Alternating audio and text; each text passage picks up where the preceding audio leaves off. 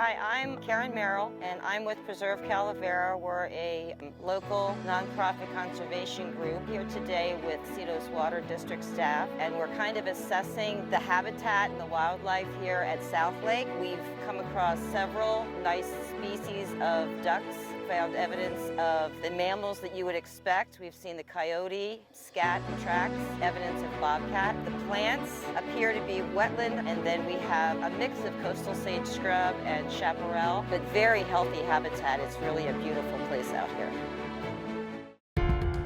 So we were discussing some potential ideas that would even enhance this area a little bit more. We do have one native turtle. It's the western pond turtle. There's a possibility this would be a nice home for that turtle. They're very rare right now. We've also talked about maybe putting up some bat box. Bats kind of get a bad rap, but they really are very good at eating your mosquitoes. This area is aerated, so you're not going to have a mosquito problem, but they eat insects and things like that. They're beneficial.